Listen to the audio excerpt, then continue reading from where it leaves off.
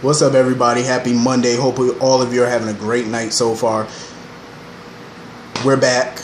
Grand Hotel Season 1, Episode 2, Smokeshow. This episode was great. I enjoyed it. I'm loving this show. This is a great summer show to watch. Perfect summer show. First of all, Ingrid. Yo, I swear, Ingrid, I'm going to tell you right now, Ingrid and Gigi. Ingrid and Gigi are two characters on the show I think I love to hate.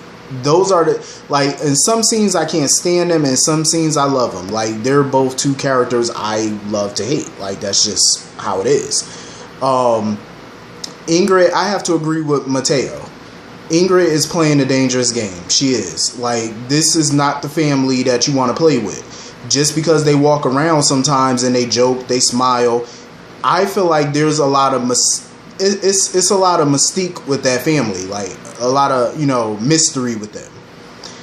They might come off sometimes like they're just a good family, but they got a lot of secrets, and I feel like they have this dark side to them. A lot of them. I think even Alicia might have that. There's definitely a lot of secrets with that family, and I think Mateo hit it dead on the head. Like, you do not want to play with that family. She's sitting there lying to Javi about sleeping with him and stuff like that. Javi is so stupid. Javi was getting on my nerves this whole episode. I'm like, Javi need to grow up and get a clue. Like, seriously. He had no clue about nothing. Like, she's sitting there detailing basically how they ended up hooking up. And mind you, she came up with all these lies about how they hooked up and stuff like that. She came up with all these stories that was not true just to make him believe that they actually slept together. And he was stupid enough to fall for it too. And you should have seen the look on her face when she found out that he don't got no money. Yeah, I swear to God, when she tried to pin that baby on Javi, when she thought about pinning that baby on Javi, she thought she hit the jackpot because of that conversation on the premiere episode that she overheard Gigi and Santiago having about how basically Santiago gives him money and stuff like that. But Javi let her know real quick, like, he does not have any money. Like, everything he get is free. Obviously, his room at the hotel is free. Food is free, like everything he had, clothes, everything, everything he got is free. Like, his father pays for all of that stuff. Like, he ain't got no money to support her and no child. You should have seen the look on her face, yeah, I swear. The look on her face, like, she just felt like, it just looked like a ton of bricks just landed on her. Like, she really thought she hit the jackpot. Like, before he told her that he ain't had no money, all you saw was dollar signs in her eyes. But he broke her face real quick.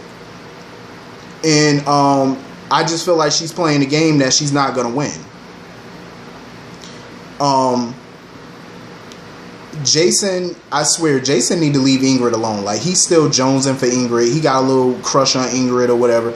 Jason need to leave that girl alone. She's messy. She's a gold digger. Like, you need to let that go. And obviously she doesn't pay Jason any mind because clearly he doesn't come from money. So of course she don't care for Jason like that. And it's obvious that he got feelings for her, but she's not. You see how quick she blows him off every time, like, he comes around her. Like, he need to let that go. She's just not gonna stop with this baby nonsense. Like, Ingrid is doing way too much. And then she got caught in the guest room sleeping on their bed.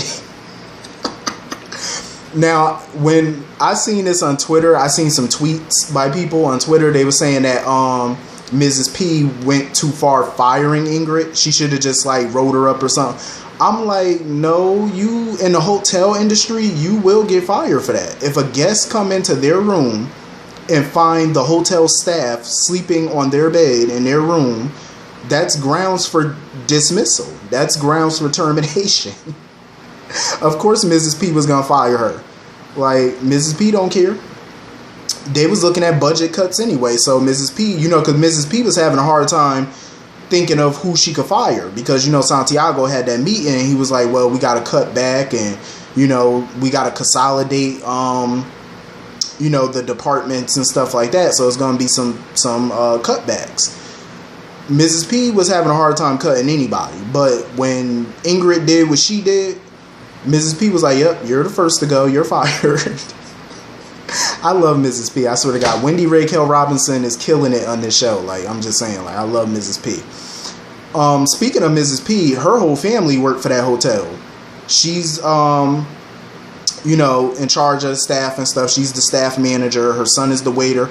Even her husband works for the hotel. I guess he's in maintenance or janitor or whatever he is for the hotel. Malcolm, her husband Malcolm. So I was like, damn, it's just a whole family ambiance up in that hotel. I'm not surprised that Mrs. P basically told Jason to spy on Danny, because she did not like or trust Danny from the first interview that she had with him when she hired him. She didn't like him. She knew it was something off about Danny. Danny, I like the character of Danny, but he is not discreet at all. This whole episode made me want to choke him. Like, he was doing the most the entire episode. Like, everything he did was just scream dumb. Like, first of all, he was asking Jason all these questions about Sky, about her disappearance, and of course Mrs. P overheard the conversation and came in and told him to stop gossiping. That's what made them even more suspicious, because Jason was suspicious already, and of course Mrs. P was already suspicious, and she got even more suspicious. So that's what made her clean out Sky's locker, because, mind you, Sky disappeared a few months back, like a couple months ago, and her locker was never cleared out. Now when Danny started asking questions, now all of a sudden Mrs. P decided to clean out her locker.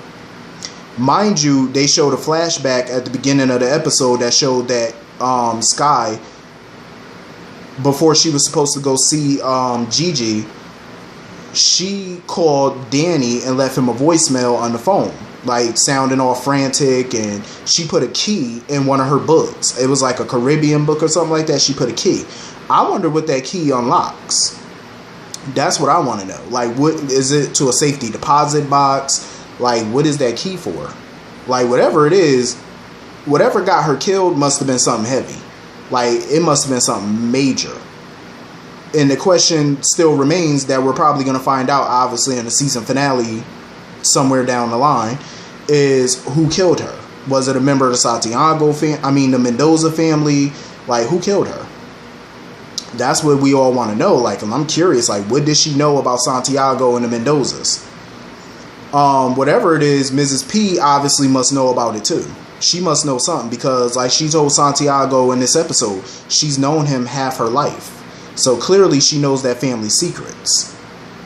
And she's obviously a part of the cover-up. Like, I don't know if she know who killed that girl or what happened to her, but she clearly is, like, she knows some of their secrets. If not all their secrets, Mrs. P definitely is the gatekeeper of a lot of their secrets. Danny was just dumb in this episode, yo. When he saw that his sister's locker was finally cleaned out and stuff, and he thought Jason left the room, he was all mad and banging on the locker and stuff. That's what raised Jason's suspicion even more, even though Jason couldn't put two and two together. I'm like, damn, like, Danny, like, you need to learn how to be more discreet. Like, he just was not discreet at all. So now he knew that he needed a key card.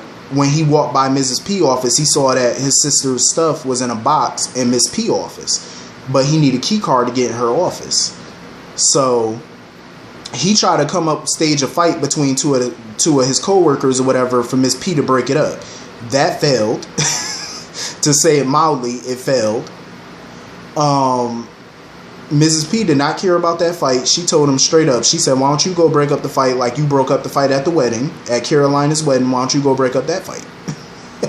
Yeah, I love Miss P. Like, she just don't give no shits. Like, Miss P don't care. So that plan failed. So he had to come up with a whole new plan. And of course, his new plan involved using Alicia. I was disappointed. I was disappointed when he used Alicia, because y'all know in the first episode I said I liked the two of them together. I liked their chemistry. even though Alicia, who's now the manager of the hotel, basically, she's trying to keep it business between the two of them, trying to keep it professional, but you could tell like she liked Danny and Danny likes her. I think his feelings for her are genuine. But on the flip side, I understand where Danny coming from. Like I understand where Danny coming from. Like, he's desperate to find out what happened to his sister. I get it. But damn, did he have to use Alicia to do it? Like, he swiped her key card. I was like, damn. I didn't want him to do that, but I understood though. I was like, damn. But he done swiped the key card. And at the concert that El Rey and them was throwing and the hotel was throwing, he came up with so many excuses to get away from the party once he noticed that Mrs. P was at the party. So he used that as his opportunity to use Alicia's swipe card to get into the office. And that's when he finally got in there and he was looking through the box and stuff. This is what I hate what people do. When you're pressed for time and you're trying to sneak around and be a little sleuth, and you running around looking in boxes, looking around. I hate when they take their time. And then he found the key that Sky put in the book. But it fell out the book. That's how he found it. But he just kept it in his hand for a good couple seconds, looking at it and stuff like that. I'm like, there's no time for you to examine all of this stuff. Put it in your pocket, close the box, get the hell out. Like, seriously, before you get caught. Because he know Mrs. P don't stay out of her office all that long. So it was like, you got to chop. You got to hurry it up. But he did find a newspaper article about Javi and Alicia's mother, about her heart attack. I was like, oh, I don't think that their mother died of a heart attack. I don't think it was a heart attack or natural causes that killed their mother. Because that family got a lot of secrets. I don't think she died of natural causes. They probably paid off a medical examiner or whoever to say that she did, but I don't believe that. I believe she met with foul play. It could have been Gigi. Hell, it could have been Santiago. Like, it could have been either one of them. You never know. And of course, as soon as he come out the office, Jason catches him. I said, damn, you done got caught. So, he couldn't come up with no excuse. He tried, but he couldn't. So he had to just tell Jason the truth, that Sky was his sister and he needed help finding out what happened to her. So, of course, Jason decided to help him because at that point, Alicia figured out that her key card was missing. So she got Mrs. P's husband to help her shut the card down, to deactivate the card so that way nobody could use it. But of course, Danny got into the room before anybody could, before they deactivated it. And of course, Mrs. P wanted an update because, she sent Jason to spy on Danny, but she wanted an update on what Jason figured out about Danny. And of course, Jason lied. Jason told her he ain't find nothing. But Mrs. P, she not stupid. Mrs. P knew he was lying. She knew Jason found something. That's why I love Mrs. P, because you can't put nothing over on her. Like, she just know. Just like when she was at the concert and stuff, she was asking Santiago what, damage did he do to the hotel? Like, what did he put the family through and stuff? Like, because she knew he was hiding some type of secret, but he wasn't going to tell her, though. She knew. Like, that's why I love Miss P, because she know. She know when people lying to her and feeding her BS. Like, she not stupid. It's written all over their face. Like, she could see it all over their face that they lying. It's just because they have a certain look, like a guilty look, or just a look like that doesn't scream confident. You know what I'm saying? You know how somebody lied to your face, but they're confident about the lie? See, when you're confident about the lie that you're telling, people can't generally tell when you're lying. They think that you're telling the truth because you're confident about it. But when you make a certain face and your eye do, you know what I'm saying? Like, they can see it in your eyes and stuff because you're not confident. So they know you're lying. Miss P know that they're lying. But I still wouldn't trust Jason. I mean, I understand he had no choice but to tell Jason, but I still wouldn't fully trust Jason. Honestly, I wouldn't, because Jason might end up trying to help him now, but ain't no telling if, he'll turn on him later. You know what I mean? Like, Danny just gotta, keep your friends close, keep your enemies even closer. Like, and that, at this point, ain't nobody in that hotel his friend, I just, this is gonna be a sticky situation between him and Alicia, because I like the two of them. I want to see them get together and stuff like that. But damn, if her family has something to do with his sister's disappearance, then it's gonna cause some mess. I'm just saying.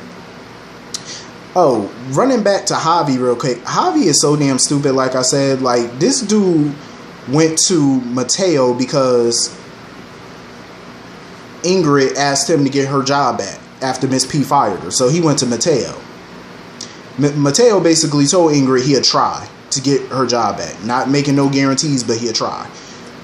I'm mad Javi told Mateo about the baby, that he got Ingrid pregnant. I'm mad he told him that. I'm like, you can't trust him, even though he don't know that Mateo really works for the people who his father borrowed the money from. But I'm like, still, like, I wouldn't trust. It's like, this is why I love this show, because you can't really trust nobody. Like, you can't. So anyway, moving on from that. Yo, it's kind of funny to me how they going through all these financial issues, and yet Gigi, she running around with the twins, shopping. She running around with Yoli and Carolina, going to all these little fancy stores. I hate the way that she always defend Carolina to Yoli all the time, but I get where Yoli coming from. Like, she just feels like the ugly duckling. You know, like nobody pays her no attention, nobody care for her. Like, everybody just care about Carolina, even her mother. But there was a scene that I loved where they, you know, Carolina trying to make amends with Yoli for sleeping with El Rey. So Yoli basically told Carolina that she had to get bangs, because I guess Carolina don't like bangs. She didn't get the bangs, but she did change her hairstyle or whatever. But Yoli still wasn't kind of feeling her though. Yoli was like, you know what, just take whatever you want, because that's how she feels. Yoli feels like Carolina just takes whatever she wants and just keep on taking from Yoli, you know. And I'm happy that Gigi stuck up for Yoli. You know, I was surprised by that, because I wasn't expecting Gigi to take up for Yoli. But she basically told Carolina, like, to grow up, stop acting so, you know, spoiled and acting like you always got to have the spotlight, and start letting Yoli have some of the spotlight. You know what I'm saying? Like, let her get some shine. I was proud of Gigi in that moment. I really was, because before I couldn't stand the way Gigi treated Yoli, but she finally defended her, you know? And I was happy about that. I also understand where Gigi coming from as far as like Santiago, and he doesn't, you know, take her opinions and stuff seriously. But he treats Alicia the same exact way that he treats Gigi. Like, he didn't take Alicia's opinion seriously. Like, when she told him about the residency and stuff. Hell, even Mrs. P liked the idea. I think a lot of the staff liked the idea, because one, it's going to bring in a lot of money. Two, it saves a lot of their jobs. You know, he ain't got to do no cutbacks. And the numbers that she ran are incredible. Like, she basically told Santiago that with the residency, they're going to make at least $300,000 to $400,000 a day. They can make $300,000 to $400,000 a night from El Rey performing. Like, that's a lot of money. That could easily pay off his creditors, like these loan sharks that he owed. Because basically, at first he was trying to, you know, tell Alicia that he would think about it. But basically that was a no. But he had no choice but to, you know, agree to her terms, because Gigi wanted El Rey out the hotel, because that fool, El Rey is crazy. I love that character. El Rey is hilarious on this show. He's nutty as hell. This fool threw a freaking party early as hell. It was like morning time, and this fool got a whole party going on. But I don't blame him though, because that's what you do in Miami. Like, that's what everybody do in Miami. They party. You got nightclubs that are open 24/7 in Miami. Like, that's just what they do.